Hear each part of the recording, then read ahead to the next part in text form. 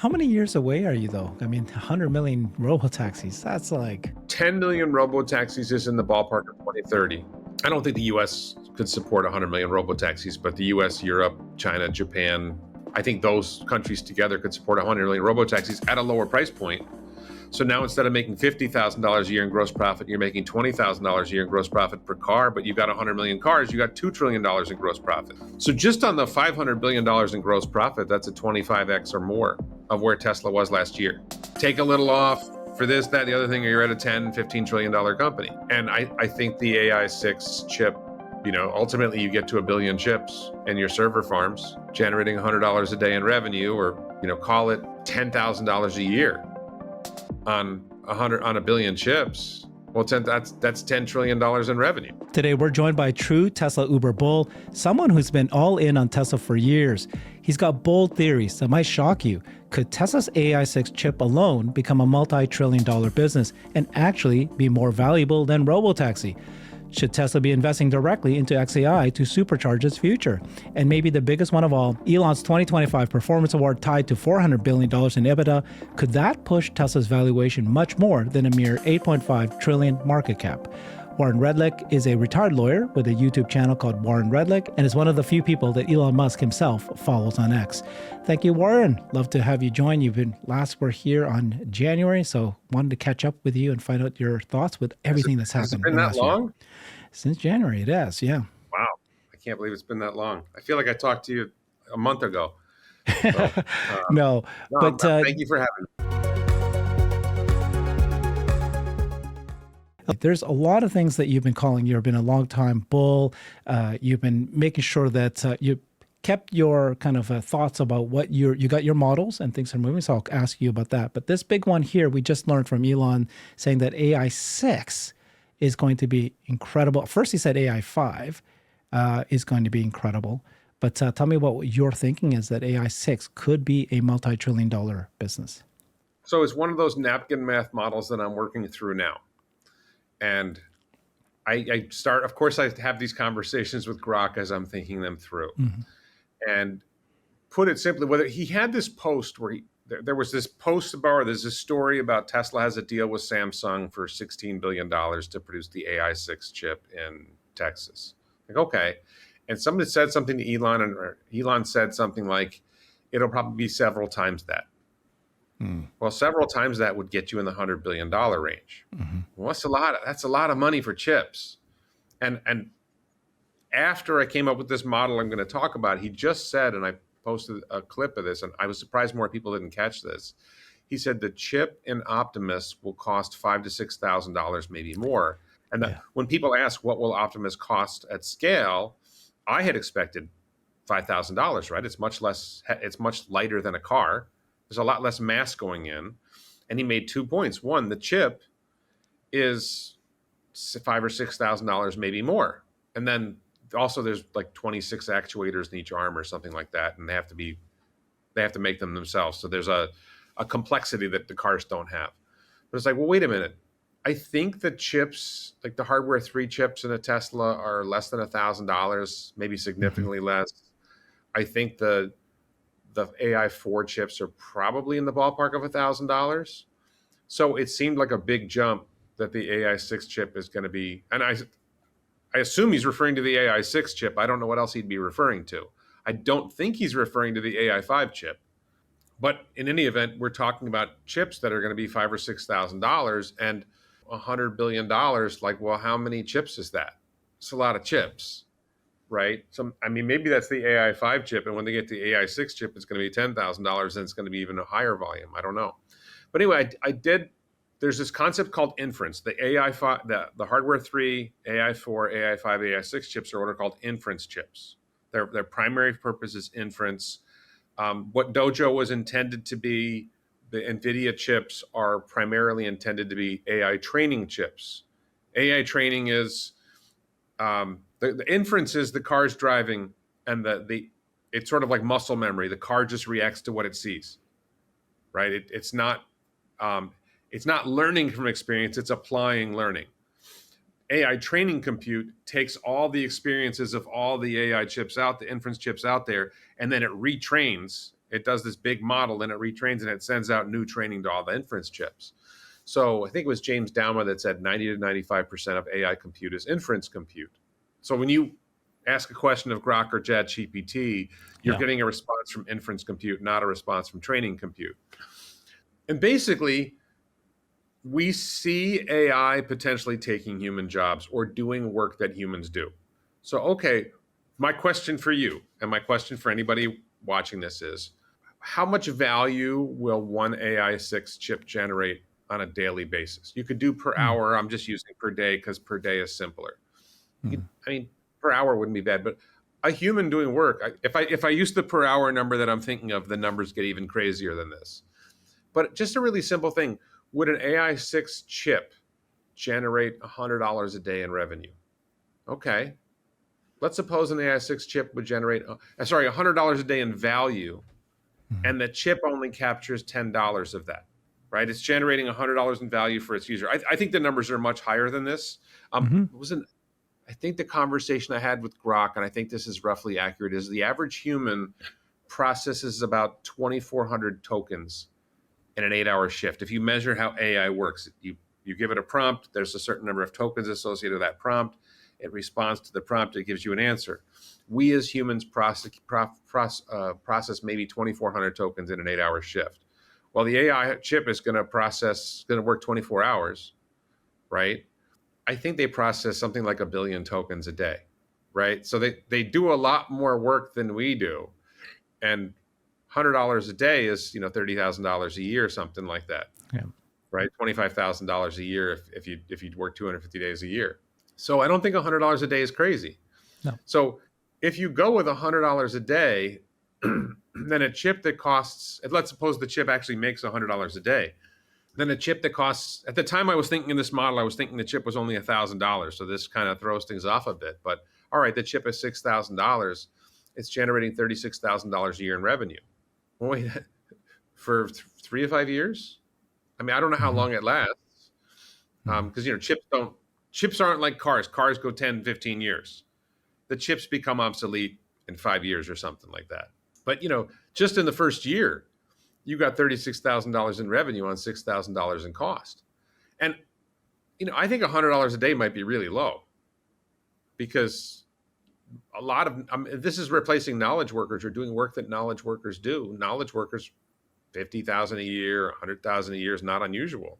So if it's doing $100,000 a year work, then that's maybe $300 a day. So you get to these insane values. So I just put that together and then, well, how many chips are we talking about? Well, if we're going to do $100 billion in deals with Samsung at $5,000 a chip, because that's easier to work with than $6,000, I think is that 200 million chips? So 200 million chips generating $36,000 a year in revenue. That's big numbers. It's just big numbers. You just get to like insane numbers. And so I think the future of inference, the question is fundamentally, can AI be applied to generate value in that way? And I think it's pretty obvious that it can and that it will. And then the question, I almost think the big question is there sufficient demand for all the value that AI inference will produce? That I don't know. Well, this is in line with what Jensen Huang has said. I played a video of him one time saying that inference is going to be 1 billion times bigger, more than the training compute. Yeah. Yeah. And so the point being that the world has moved, everybody got excited with the GPUs that they're selling and others are selling for training. And everybody's buying it. Oracle's now one of the most, the stock is skyrocketed, those kind of things. But the actual move is going to be in inference. And where to use inference? Well, you have to have robots or devices or cars. And so Tesla, Elon saying, I'm going to double down on AI6 chip, the inference chips. We're going to really make a lot.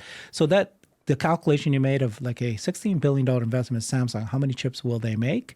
I think you said a couple 100 million. I don't know. I haven't done that math. Well, he said several times that. He said several times that. If he does more than just several times of 16 billion, then therefore, that could be around the $75, $100 billion eventually putting in there. Why they need that? Because they need that. But they need that when they make enough robots and enough cars and maybe devices, right?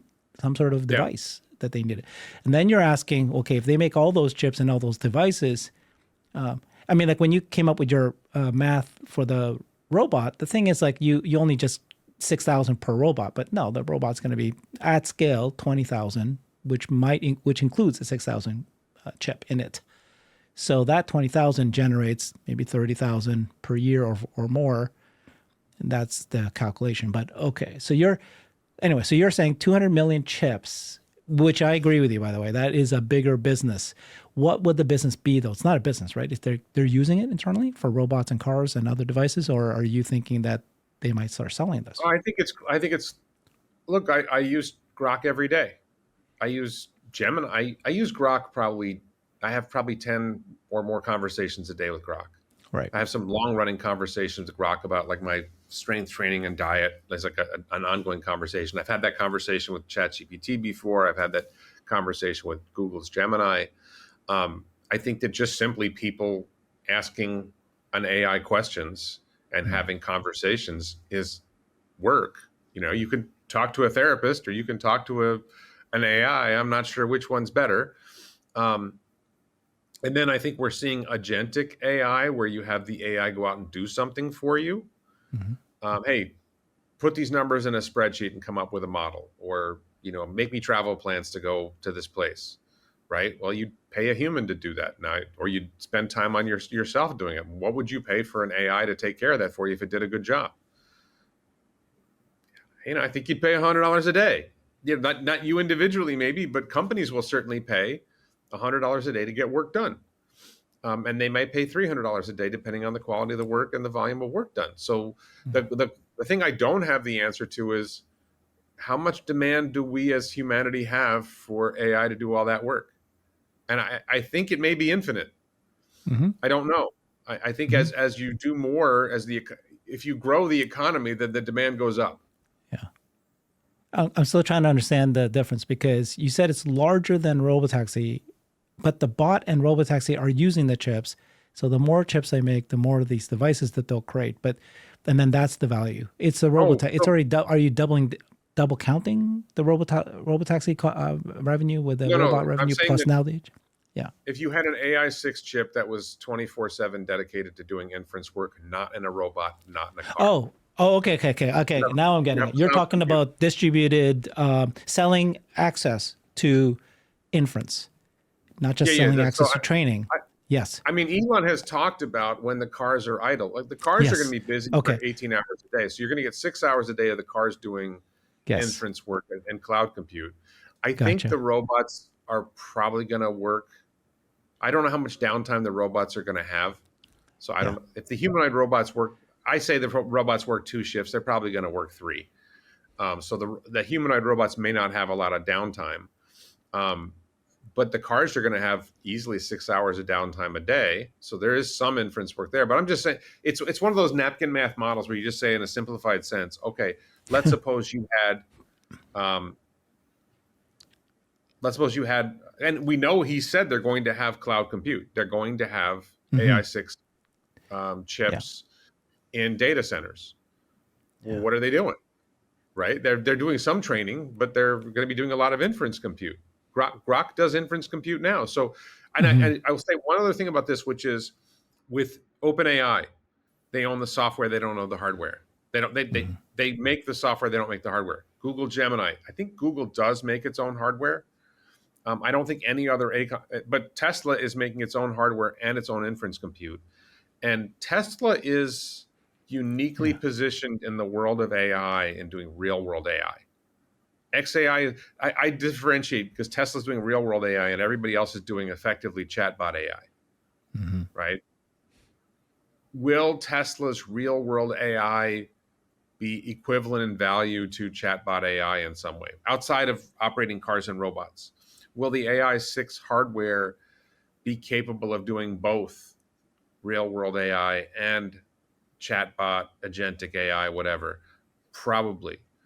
So I think, Elon has got XAI taking one angle on AI and he's got Tesla taking another angle on AI. But I think within Tesla, I think it's likely that AI6 running in Tesla cloud compute will be doing inference compute as a cloud operation and getting paid Service. by companies for that work. And I think that Yeah. value is insanely high. Yeah.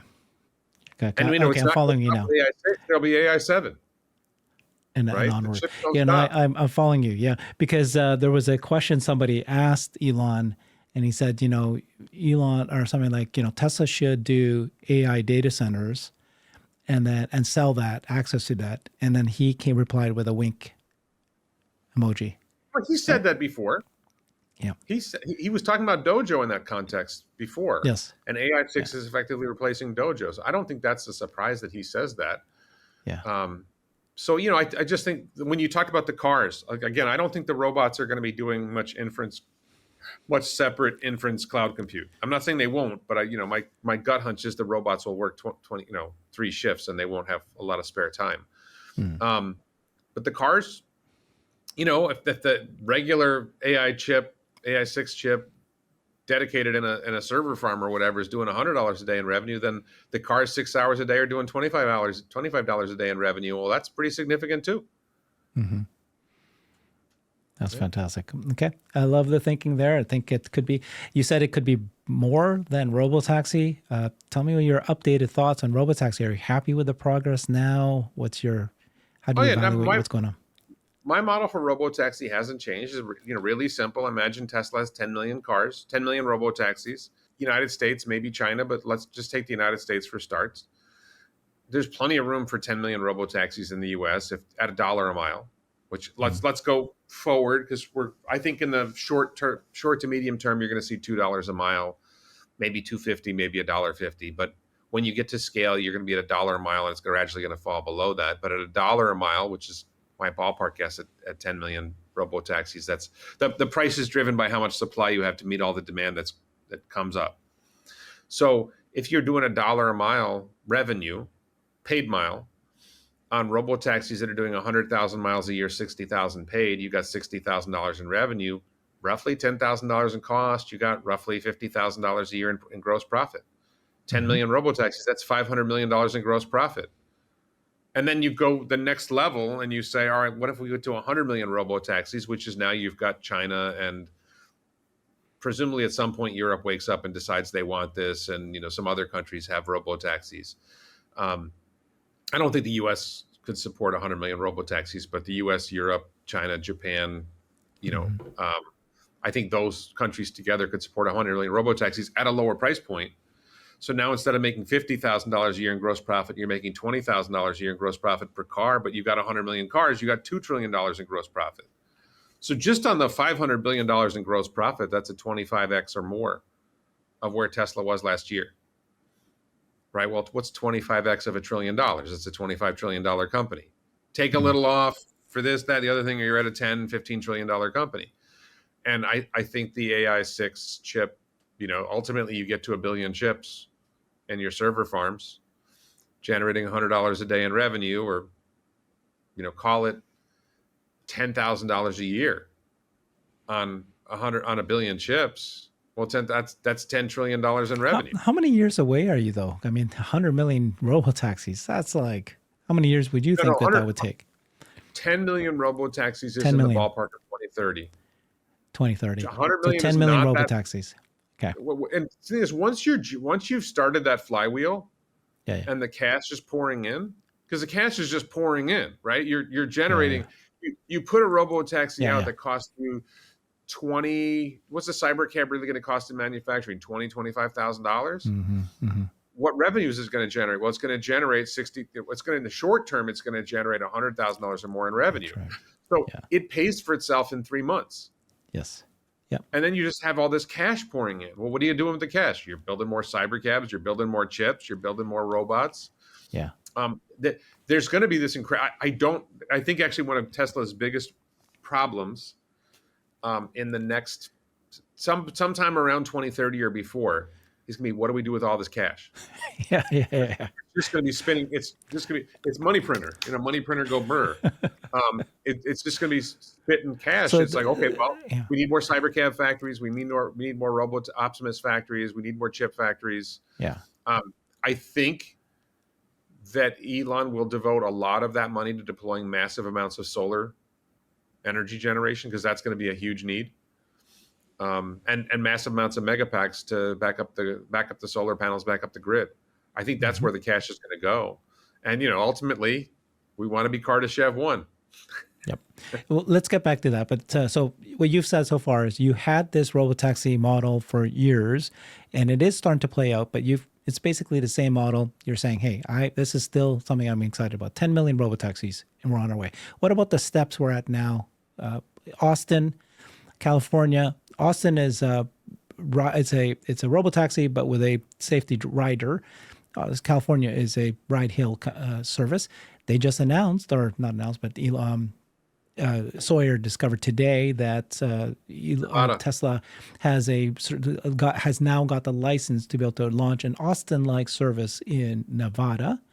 So is this progressing? But they have not pulled the car. They have not pulled their safety riders. They've got only 10, 20 cars, maybe 30 cars. We don't know how many, but very small numbers. Are you still still on track with what you've been planning? I think we're definitely behind my original timetable. I thought we would see self-driving become unsupervised sooner than it has, and it's arguably unsupervised now with the robotaxis. I haven't driven FSD or experienced true FSD in 2 years. Oh, you haven't? Yeah, you got to talk to me. No. But my friends who drive FSD I'm seeing a lot more people saying I'm having a lot of on zero intervention drives. I used to have a lot of zero critical safety intervention drives. I'd have like minor interventions, but I didn't have a lot of true safety interventions, and that's 2 years ago. What I'm hearing, and I'm not experiencing it anymore, is that a lot of people are having a lot of drives with zero interventions, and they're driving 5,000 miles, 10,000 miles without having to intervene. So, and that's not on the latest version is on the Robotaxi, which is a step up, and then version 14 is coming by the end of the year. So I think we're probably a year or two behind where I thought we would be. But at the same time, I don't know if 2030 changes. I think 10 million robotaxis in 2030 is still on the plate. Right. I mean, you're producing 1 million plus Model Ys a year, right? And, then you got the Model 3s. I don't think it's hard for Tesla to produce 2 million vehicles a year of just Model 3 and Model Y. Yes. That I think they can do that with existing factories. And then you add in Cybercab, which will have Cybercab production next year in Texas. And anytime you see that Tesla's going to produce something in the US, they're going to produce something like it in China the week before or the week after. So there will be Cybercab production in China. So when you put those two together, I don't think it's hard to get to 10 million robotaxis. Yeah. And I think China will adopt 10 million. Yeah. Well, I think you'll see 2 million a year out of Texas and 2 million a year out of China. Yeah. Right. So it's 2 years to get to 10 million robotaxis when you add in the Model Ys and Model 3s. So I also think China will adopt robotaxi pretty quickly. I think China wants to be tech forward. They want to be in the advanced. And if Tesla actually can scale robotaxi in China, China will say yes. They get it. It's actually striking how much better the Chinese government is at getting the value of being advanced in technology. And okay, Tesla's winning on that one, but we're going to win on all these other things. It's going to make their economy more efficient. It's going to make their economy grow faster, and they want that. And the Chinese leadership gets it, and U.S. leadership doesn't. Well, I'm glad to hear Sean Duffy, Department of Transportation, saying that he's going to push forward the federal framework because he's worried that he can't let other countries like China get ahead. So that's a very good statement that they want to catch up. They have moments. I'm more skeptical. I voted for Trump. I'm generally supportive of the Trump administration, but there've been some corrupt pardons. There have been, the energy secretary is not very energy forward, right? Yeah. Hopefully Sean Duffy gets something done. But the reality is we don't need that at I want it at the national level. We don't need it at the national level. We don't need it. Yeah. California, Texas, and Florida is 30% of the U.S. population. Okay. So let's go through. You answered the question about Robotaxi, and then we were heading towards, can you get to the milestones that they laid out for Elon to hit? Okay, so you said the 10 million Robotaxis that he needs to have. So it's 1 million Robotaxis to hit one of his milestones. You're saying if he gets to 10 million, that's where the real dollars come, and you get 25x of the $25 trillion. Okay. So but he needs to hit 20 million cars. What's your thinking about that? Is that doable? How's that going to happen?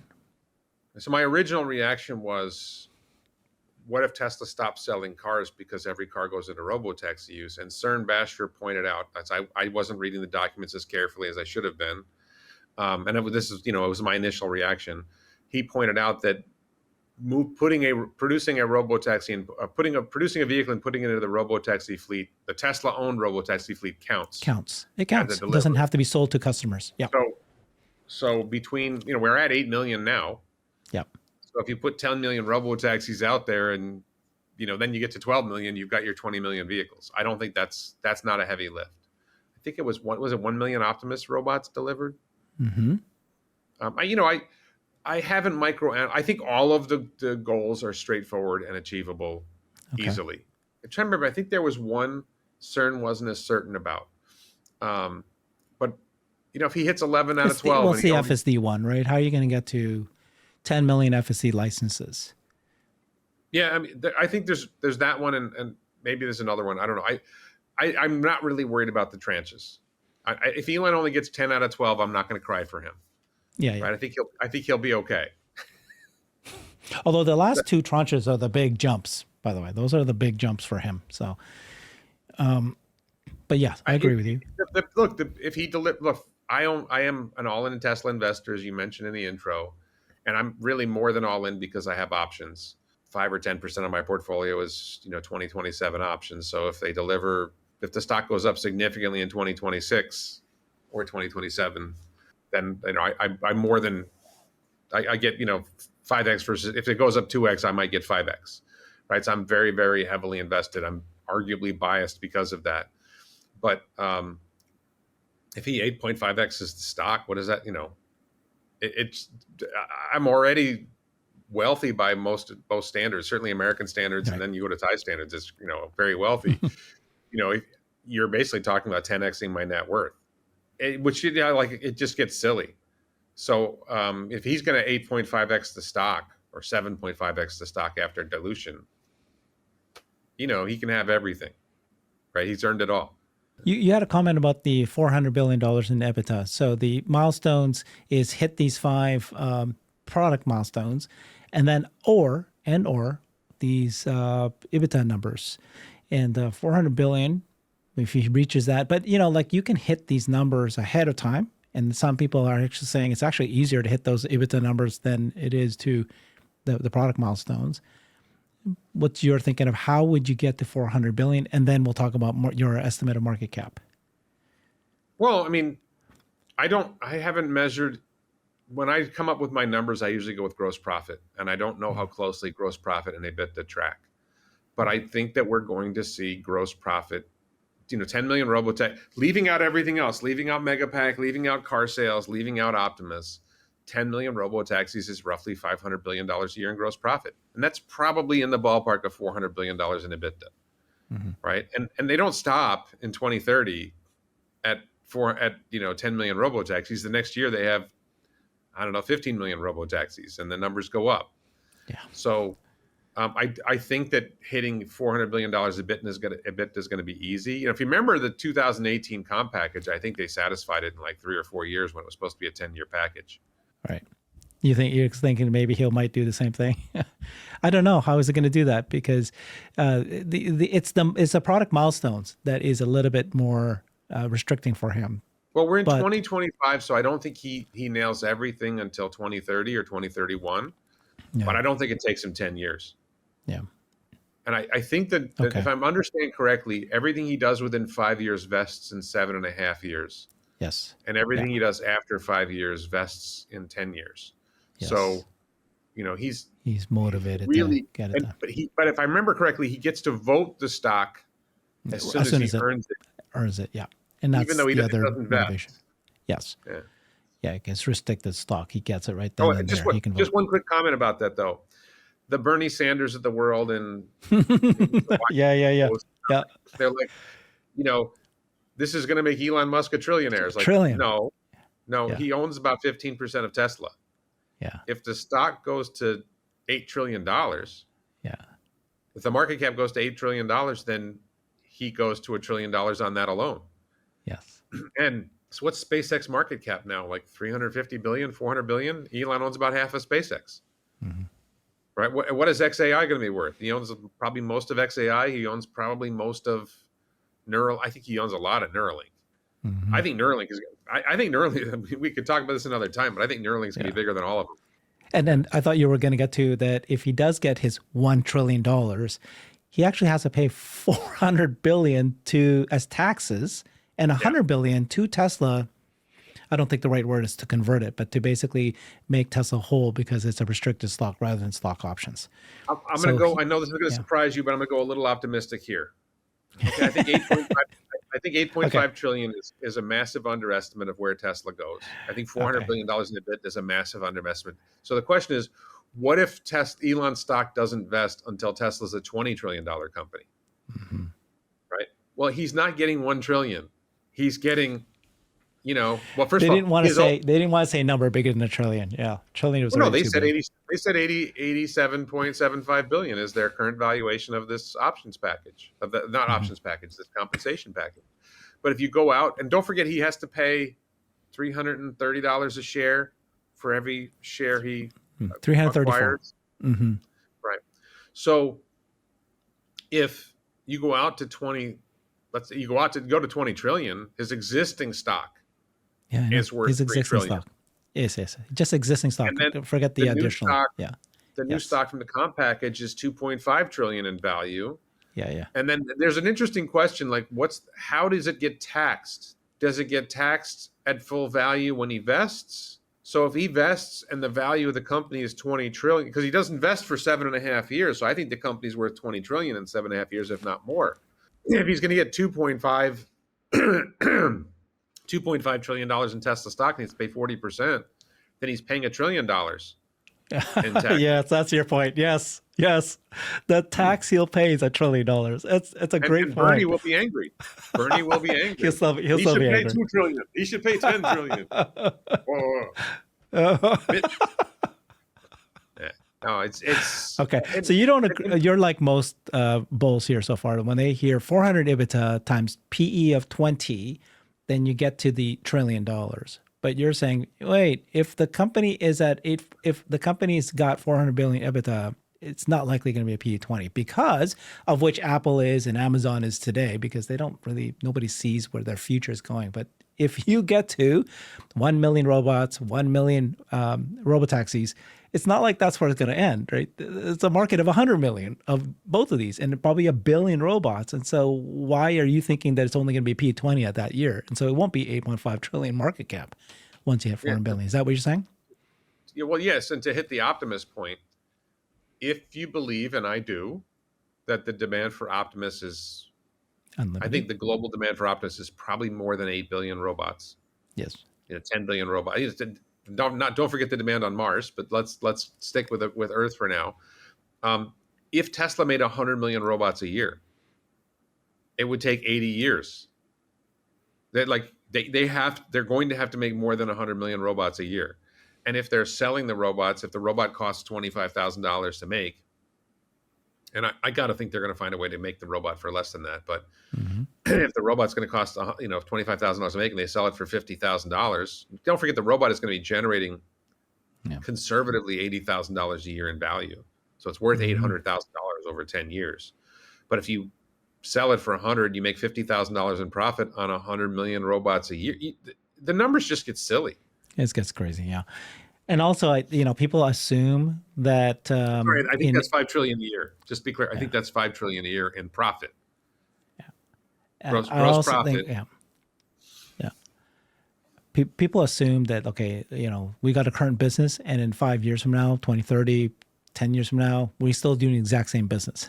No, if you're making 10 million robots a year, it's going to be like Amazon. Amazon has an e-commerce site. They are a platform and let other stores sell. But eventually they go, what? I can sell the exact same product. Let me put up my store. Eventually Tesla will use their own robots to make new products and then become a product company, right? They can be a bicycle company making bicycles and then I think you're going to see an winning. app store for Optimus. Yeah. I think there will be an app store for Optimus where people will create apps for Optimus to do things. Mm-hmm. I think that's an obvious value creator. I think there's a strong chance that somebody in Elon's companies is going to make a phone. Between Starlink, Neuralink, and Tesla, Mm-hmm. there's a need for a phone. I'm not sure. SpaceX might be better positioned to manufacture that than Tesla. Well, yes, because they have Because Starlink, and Starlink already makes the dishes.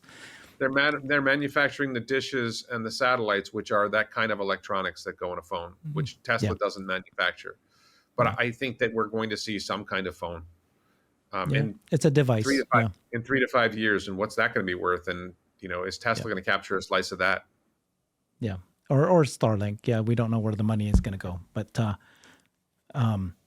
so okay, let's go to XAI. So one of the proposals in the proxy is, should Tesla invest in XAI? I am somebody who believes strongly that they should. A number of folks are feeling the same way, but you have a different opinion. I want Tesla to invest in Tesla. I think that we've just talked about some napkin math models for revenue and profit for Tesla Robotaxi, for Tesla Optimus, for Tesla running AI6 chips in a server farm. I'm not saying there isn't a model. I have not seen yet a good napkin math model for how XAI generates revenue and profit. I'm not saying there isn't one. I just haven't seen it. I think that whatever XAI does, whatever Grok does, and whatever they do beyond Grok, I think Elon has acknowledged that Google is at least even with Tesla in things like compute, if not ahead. And I think he's planning to grow faster, but he acknowledges that Google is a very powerful competitor. There's no competitor for Tesla in real world AI. There's no competitor for SpaceX in launch, right? There's no competitor for Tesla in either Robotaxi or Optimus. But XAI clearly has close competition in the world of chatbot AI, agentic AI, whatever it is that these services are going to offer. So I don't know if they capture the same kind of first mover advantage profits that Tesla captures in Robotaxi and Optimus. So I had the same issue with SpaceX. I had the opportunity to invest in SpaceX a while ago, and I didn't. Am I going to take my money out of Tesla, which I see 10xing, 20xing, 100xing, right? Am I going to take my money out of Tesla and put it in another company that I think might 5x or 10x? And then when you invest in these companies, Tesla investing in XAI would be different, but when I invest in a company like this, I have to pay a commission to get into the fund.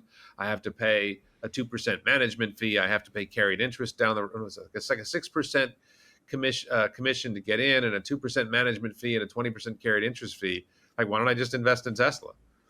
Right. So, but fundamentally for me, it's like, I haven't seen anyone yet tell me what's their napkin math model for XAI. And like, well, why am I investing in X? And I see Tesla needing its cash to invest in Optimus, to invest in Cybercab, to invest in the AI6 hardware and the AI5 hardware. Why would you want them to divert that cash into an illiquid investment in a company that may or may not have a great model for generating revenue and profit? I'm not saying down the road there isn't. When they're spinning cash in 2030, okay, and then maybe that's too late. But again, I'll ask you. You're an advocate for investing in XAI. Yeah, let's go through that. Math model Sure. What's your napkin math model for XAI generating revenue and profit? So first of all, the proposal is should Tesla invest in XAI? I don't believe that they've shared the details of how that is. It may not be cash. It could be a share swap. We don't know what the structure is. So I think that matters, right? We don't know the valuation of what XAI should be. I don't have a napkin math, but you're saying that XAI is equivalent. There's a lot of competitors. It's just an LLM. And actually, I'll use your term. It's not LLM anymore. It is MMM, multimodal models. Yeah, you've been saying that. I like that a lot, which is it's no longer just language. You got video, you got everything, audio, everything. But it's not about there's competitors. And I get that Elon says that Google's equivalent and all that, but it's about the speed of building these AI data centers, right? And today they might be right, head to head. But if you follow that, and you do, I know you do, it's impossible at this point for anybody else, Meta, Google, to try to even catch up to this. By the time that they get to what they're about to launch, a 500,000 Colossus 2 is going to be launched in a couple months. It'll be 500,000 equivalent of NVIDIA chips. By the time the others catch up to that, these guys are already at a million. And by the time they get to it's going to be like 2 million. Just on that point, I'm not convinced that Google can't go that fast. Okay. And the question you have to ask them is that, are they coherent? So it's not that they don't have the same compute power, but it's distributed and they're not all working together. They don't have the mega packs to, all that kind of like to have this swarm of knowledge. I don't know. I can't explain myself. The neural nets all working together at the same time. So that's what you're betting on, right? And then do you agree with Elon? And you often do. His theories that he just said this just now. For every 10x in compute, you get 2x in intelligence. He's basically saying it is the bitter lesson. And the bitter lesson, everybody's agreeing that is what we're watching play out today, which is the more compute translates to the smarter AGI. And in fact, take the human out of it. Humans should not be involved in it. Just simple as that. Build the more compute. And that's what Elon's playing the playbook. I'm going to build the most compute, the fastest. So I'm betting on that. XAI. No, I'm not invested in XAI. I wish I was. I want Tesla to invest in XAI. So here's XAI. Elon said, again, you don't trust them, fine, but I know you do. I do. He says that Grok 5 has a chance of becoming artificial super intelligence. He says by 2030, you're going to get smarter than all humans combined. And so, okay, imagine what ASI means. It's like it's no longer just agentic. It can create new materials, new physics, new businesses. It can instantly create a business out of, within seconds, it'll create a new business and it's running and it's managing everything in place. And then it's the brains. It's the brains of the Optimus and the brains of the cars. Tesla can't just partner with a company like that. They have to have ownership of that because that is the most critical part of the bots. Okay, so a couple things. First of all, Tesla's real-world AI is the brain True. of Optimus and the Robotaxi, not Grok. Okay, I agree with you. I get the distinction. Grok is an app that's included. Yeah, wait. Let me say something because I've been saying this too. Just to be clear, I've said the exact same thing, which is, in fact, XAI, Tesla is what I called kingmaker. If Elon wasn't owning XAI and Tesla goes, you know what, I'm going to partner with Meta instead. Meta will instantly become this because Tesla has access to all that real world data that no one else does. And they go, okay, I'm going to make Meta the instant that's going to be the smartest AI in the world.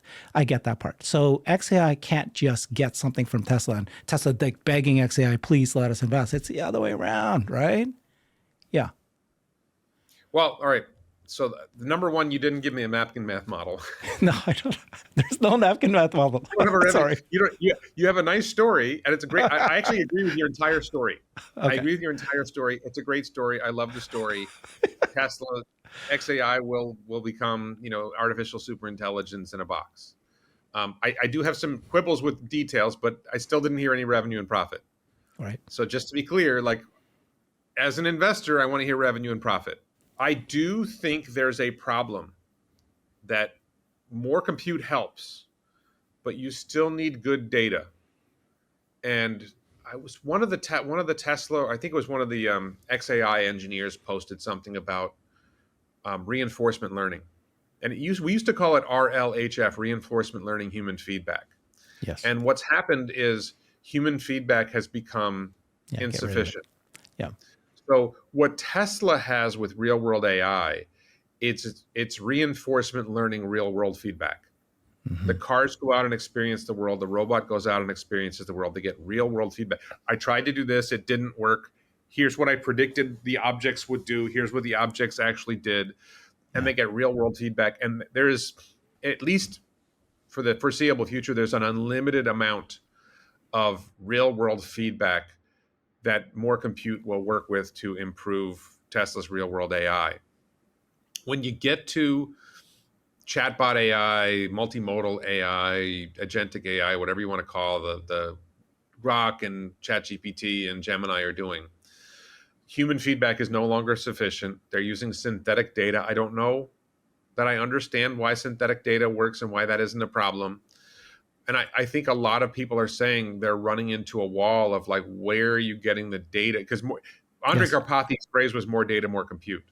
Yes. Well, you need more data and you need quality data. And Elon has expressed a lot of concerns about getting quality data. Like you can't train Grok on Wikipedia because Wikipedia is biased. You can't train it on Reddit because Reddit is biased. Like, how do you get quality data? How do you find ground truth? And I think it's a real struggle for all these companies to match their more compute with quality data. I'm not saying they won't solve the problem. I think they have really, really smart people who have really, really good solutions to these problems, but I'm not convinced that you get everything you need without getting, like, what data do you train your AI on? I think a really good example of this, by the way, is the vending. Have you seen the vending machine Yes, the thing? vending machine. It's the best. It's I the think best Grok is example. winning that. Yeah. So all right, you've run a vending machine and you figure out what's working, and the AI figures out how to make more money running a vending machine. Yeah. Well, that's a very limited use case. So then the question is, what else are you giving AI an opportunity to run that's going to give it real world feedback or real time? And sorry, one other point I want to address. I want to go back to this. What's the brain in the bot? What's the brain in the car? The bot and the car need millisecond responses. The chatbot AIs are 1 to 10-second responses at best. So you can't have a slow AI running a real world machine. Right. Yep. Understood. Yeah. The AI in a bot is going to be so far as well. The argument could be that Tesla themselves could create artificial superintelligence, because if you have real world data with reinforcement learning and it figure out physics, that could be the one. And it's embodied. There is 50% of the experts think that you need to have embodied AI to get to ASI, and 50% actually believes that you can get to ASI through the box. Just LLM in there will eventually get there. I lean towards embodied AI, just like you. So it's very possible that Tesla themselves doesn't need to give their data to anybody, doesn't need to do it, and still get all that. Agreed. But I think that, XAI, anyways, yeah, the story. It's a story that I'm betting on. I'll just say, I don't think we have good definitions of artificial general intelligence and artificial superintelligence. I can say that I have a lot of conversations with Grok and Gemini and Chat, more Grok, some Gemini, a little bit of ChatGPT.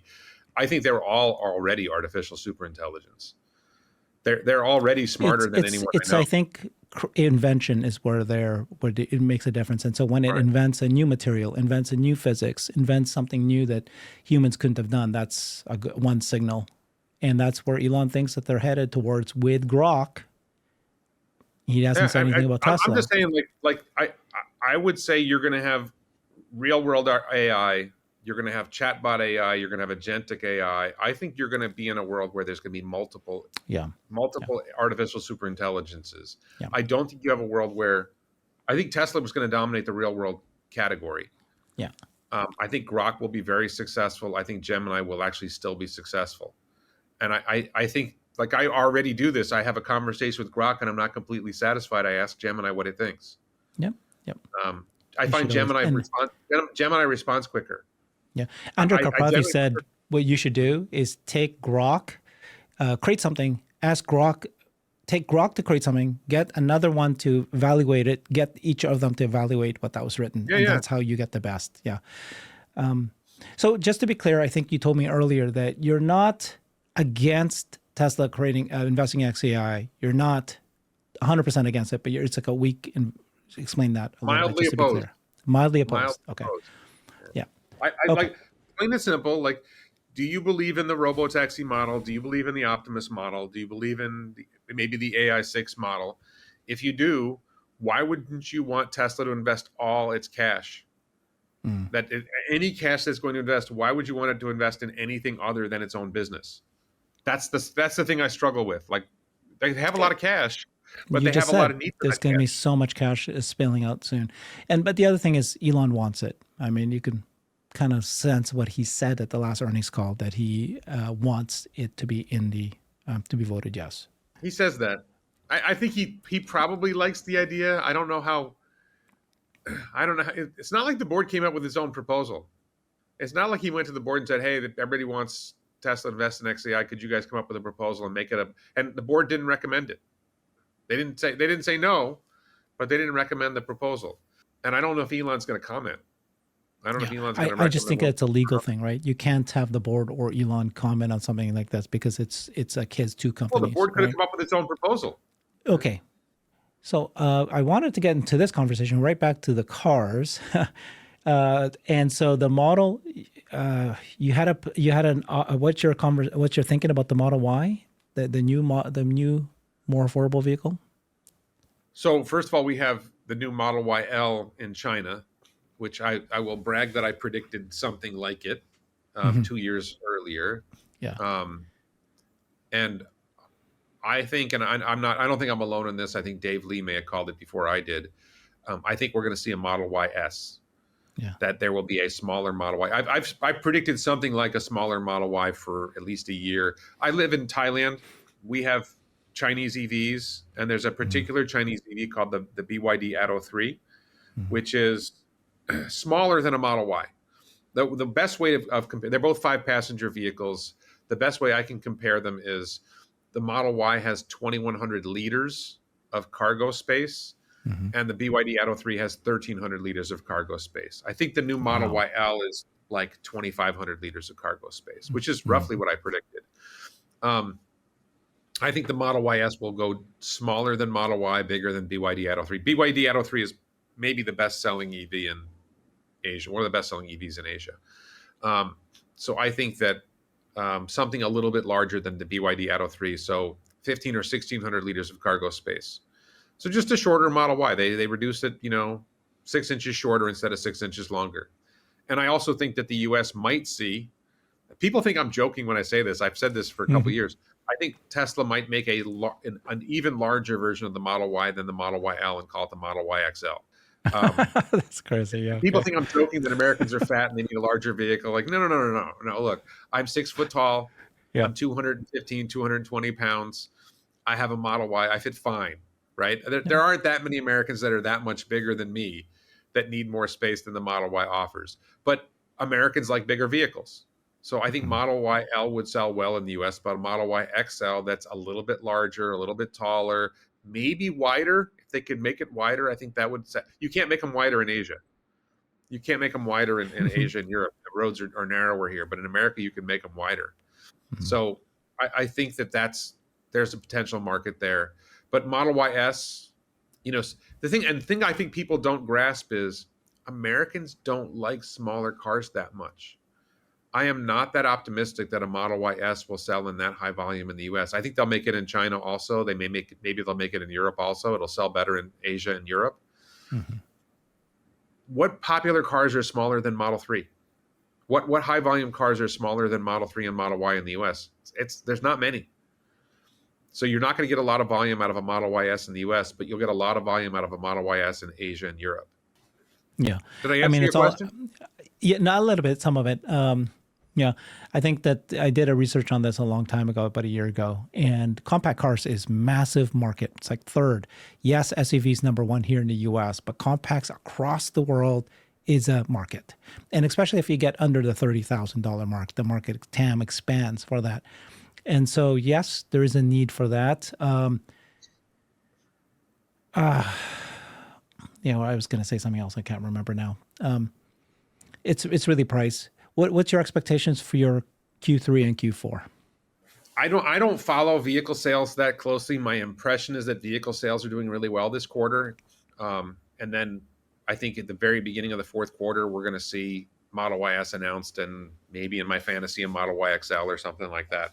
From what I'm hearing, Model YL is selling extremely well in China. It hasn't come here to Thailand yet. I believe they've started Australia, maybe.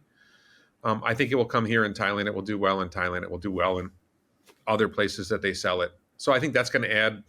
I don't think they're making it in sufficient volume yet to really have a big impact, but it's also going to be higher margin, higher revenue, higher average selling price.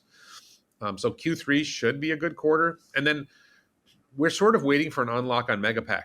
we haven't talked about Megapack, but Yeah, what let's talk they about it. said there's 30 gigawatt hours Mm-hmm.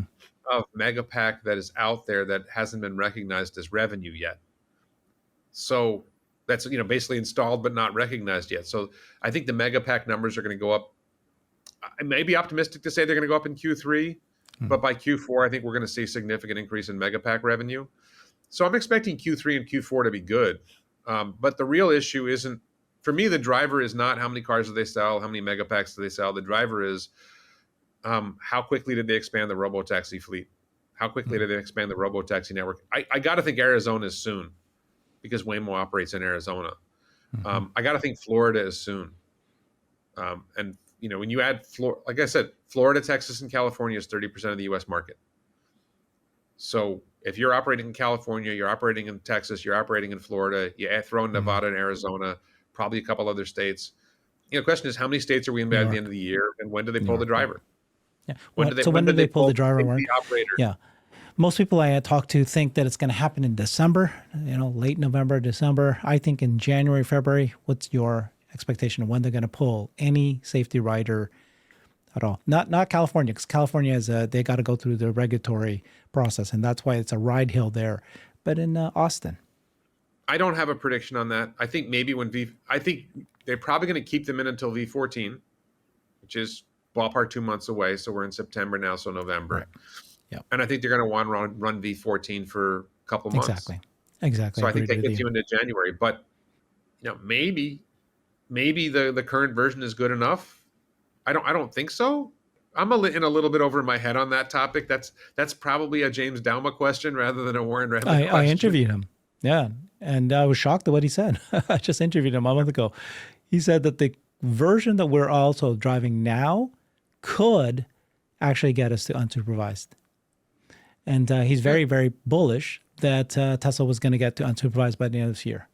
And so he, obviously he's, if FSD 14 does roll out and it is as good as everybody's saying, he could turn it around right. So are you, 2 questions for you. Do you agree that Elon's said words? He said that FSD unsupervised, some version of it in the US by the end of this year. And then he said, that 50% of the market, something like that, and Robotaxi, they'll be serving that by the end of this year. Yeah. Well, like I said, if you get Florida, California, and Texas, you got 30% of the U.S. population arguably served by Robotaxi. So if you throw in Nevada and Arizona and 2 other states, sorry, New York. They're hiring. Well, they're hiring. They've already. They're hiring safety drivers there. I'm not optimistic about New York. I don't know to what extent there are robotaxis operating in New York. I tend to view blue states as more likely to resist. It's harsh, but it's I think Illinois will resist, New York will resist, Massachusetts will resist. It's in their nature to be anti-Elon. Anything Elon wants to do, they're going to oppose it. So I would not be optimistic about New York adopting Robotaxi. I hope it does. It's ride hail. And I think they'll do ride hail. I don't trust politicians in red states, but I certainly don't trust them in states. Having said that, do you still think that you might get to the 50% coverage of the United States? I think it will be arguable that they're in states that include 50% of the U.S. population by the end of the year. Okay. But legitimately serving 50% of the population, no. And he said, subject to regulatory approval. Yeah. And then unsupervised. So he's promising that by the end of this year, there could be unsupervised, which means that he might say, oh, yeah, Herbert, you own a car in Seattle? I don't promise. Don't use the word promise. I don't think he promised. Sorry. He didn't promise. I'm sorry. I think he predicted it. He said maybe well, first of all, I think that Austin Robotaxi is already unsupervised. Yes. There's no one in the driver's seat. There's a guy sitting in the passenger seat with a magic button, but it's already unsupervised. Yeah. So we're referring to the consumer, like me owning a Tesla, being able to sleep in my car for certain rides, and then Tesla would do the insurance for that. I think you can arguably already do that by putting sunglasses on, and you know how to move your visor or whatever. There's tricks to that. I don't recommend it. Right. I think Yes. that I think that Tesla FSD, Elon has said that version 14 or whatever will be Yeah. 2 to 3 times safer than human, or maybe 10 times safer. Yeah. I think FSD is already safer than human. Look, put it this way. I love that. I'm going to throw something at you that I don't know if you and I have talked about before. Think about the worst licensed driver that you know. Mm-hmm. You have Yeah, kids, I right? just totally Imagine understand you. Yeah. you helped 2 kids learn to drive. I helped 2 kids Yeah. learn to drive.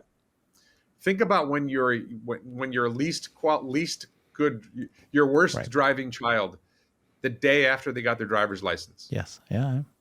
How comfortable were you in the passenger seat of that car? Mm-hmm. Okay. Are you more comfortable in the passenger seat when FSD is driving? Mm-hmm. Or are you more comfortable when your 16-year-old who just got a driver's license is driving? Yeah. Okay. I think FSD is already better than 16-year-old drivers by a Mm-hmm. lot, by a lot. And I mean, I literally remember, this is like 4 years ago now. My daughter and I took my Model, I think it was the Model 3, and we drove to visit my mom and her assisted living facility. And I was tired. I said, "Hey, can you take over and tap down on the lever twice, the car will drive." And I remember feeling safer when the car was driving than when she was driving. And she will admit she's not a good. Just to be clear, that's the one who will admit she's not that good of a driver, right? But I felt safer 4 years ago. Yeah. Last weekend, my 2 daughters were home, and they're fantastic drivers. I'm a great driver. I've been driving for 40 years. But I am now at the point where I insist that we all turn on FSD while we're driving, because it is safer now, I believe, to have it on with me supervising than not. I honestly have been telling them, you've got to turn this on now, even though you're a But good on that driver. question, the day after your kid got their license, Yeah. No, for sure. Yeah, it's better did now, you for think sure. that your kid was a great driver? No. Yeah. The day after they got their So license. your point is that when you talk about the average driver, there's some really good drivers and there's some really bad drivers, and so there is, like, depending on who segment you're talking about. Yes, FSC is better than a group of them. Yeah. I've ridden with a lot of people in the Tesla community driving. So Rafael Santino, Teslatino, is a spectacularly good driver. I can sleep in the car with him driving no matter what. Omar, Holmar's block, really good driver. Kristen, really good driver. There's one person I rode with, I won't name her. Yeah. And I was literally thinking, did I pay my life insurance? I know. What position should I put my arms in case we go over this cliff? I've been there. And there was a guy in Austin who drove me around for a day, and I was like, every decision he made, every material decision he made, I would have made a different one. And I was like, I can't believe that this guy has a license. Like, we all have. I think we all know that guy or that woman.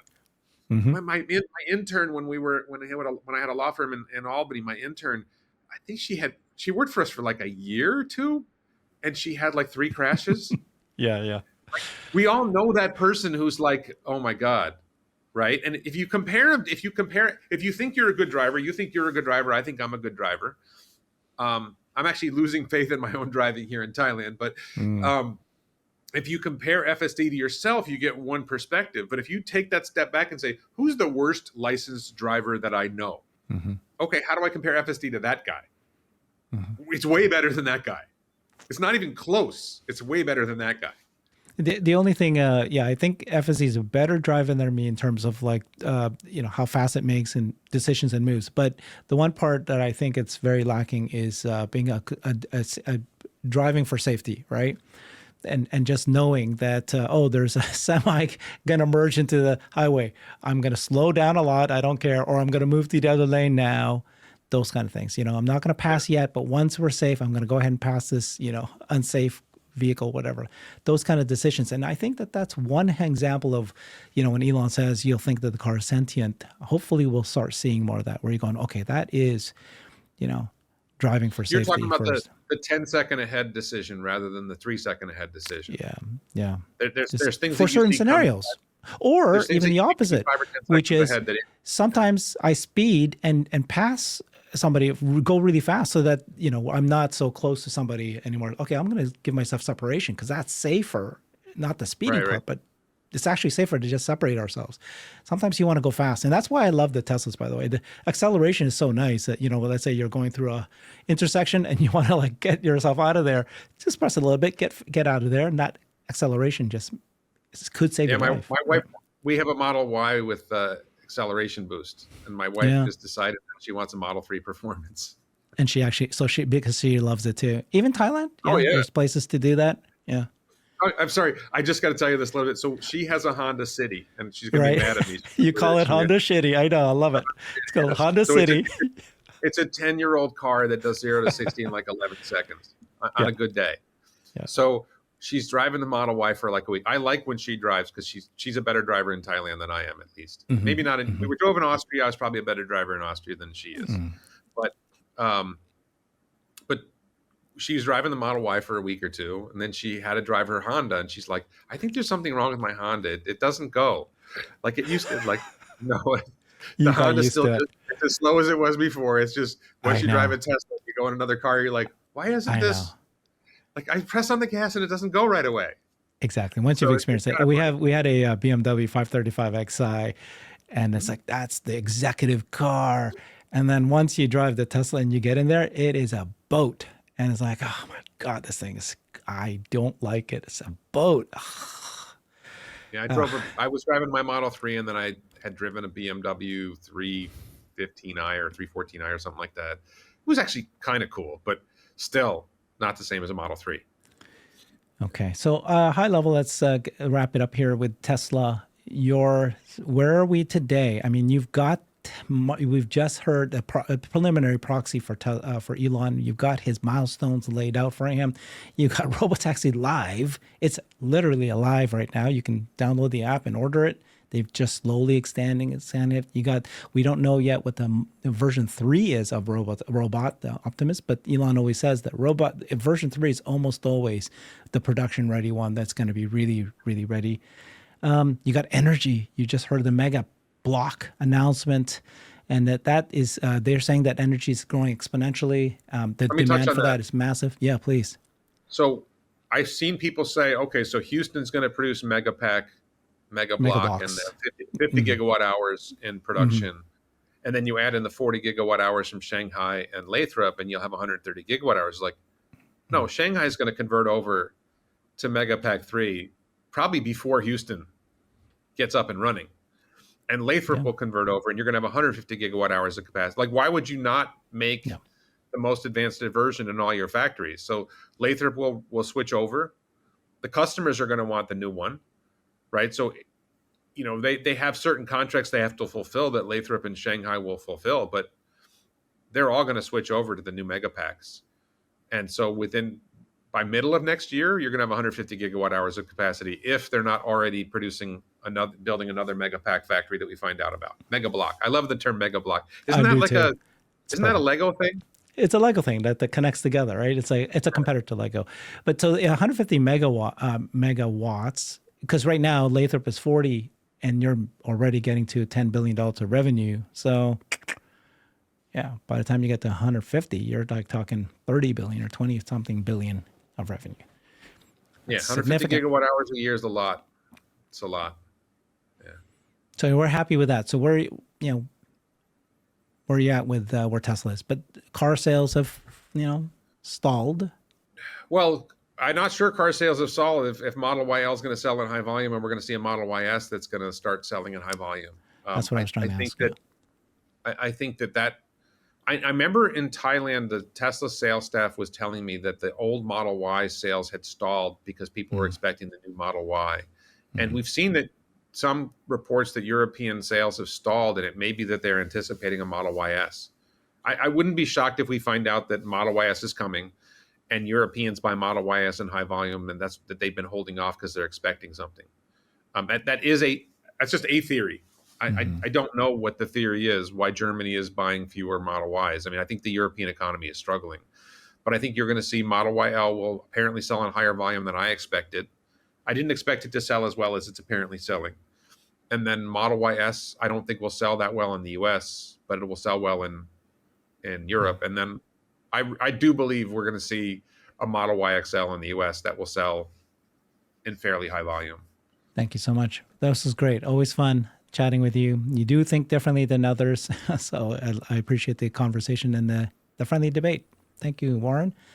So Thanks, Herbert. yeah, you have a YouTube channel, Warren Redlich. You're starting to bring that back up again, right? After your kind of business that you're doing in Thailand. Yeah. I've been trying to do 3 live streams a week. I found Nice. that live streams have been performing better than edited videos. Yeah. So I've been trying to do 3 live streams a week. I'm probably falling off to 2. I'm kind of more motivated to pursue other things at the moment. The recent events in the U.S. sort of pushed me, like, what do I want to accomplish in life? And I like doing live streams, but I have some other things that I think are bigger goals that I want to accomplish. So I'm probably going to doing a lot. We're recording this on Friday morning for me, and tonight I'm probably going to do a live stream. But I think I may scale back to 2 live streams a week, and I do have a new theme that I've been working on that I want to keep going on, which is how to Thailand. Yeah, I love it. Yeah. So my first video was why Thailand. My second video was where Thailand. But I want to do more videos about Thailand, so I think that will probably happen. Nice. And that's on the same channel. Yeah. So maybe when I hit my rhythm, maybe 1 Thailand video a week and 1 or 2. Like I do have a Sunday live stream every week. You're living the life, dude. That's great. Appreciate it. Thank you, Warren. Follow him there. Thanks, everybody. Thanks, Herbert. Bye. I've created a website that is the most comprehensive resource for the Tesla investor. Please check it out. Simply go to my website at herbertong.com.